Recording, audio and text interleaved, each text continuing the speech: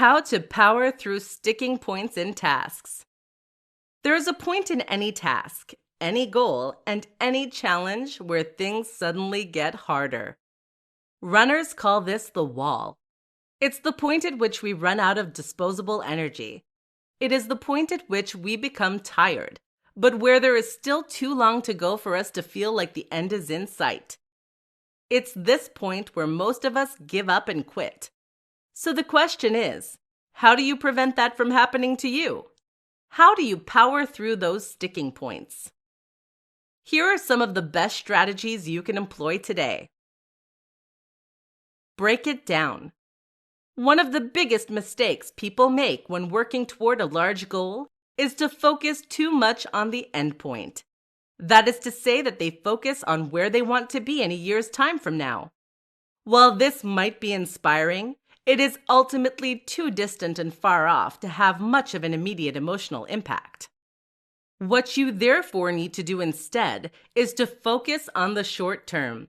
Focus on the smallest next step you need to do, and don't worry about the end goal.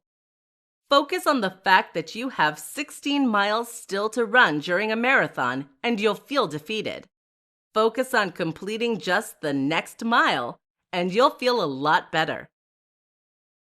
Try non-reactivity. Navy SEALs use something called non-reactivity in order to power through moments of intense challenge. Likewise, distance swimmers refer to something known as a swim coma. Both these terms describe the same thing, the moment when you zone out and stop thinking about the nature of the challenge or your situation.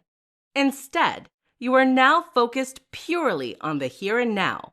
You aren't engaging, just silently executing the plan. This is tough to cultivate, but if you practice meditation, you may find you're able to reach this near meditative state more easily.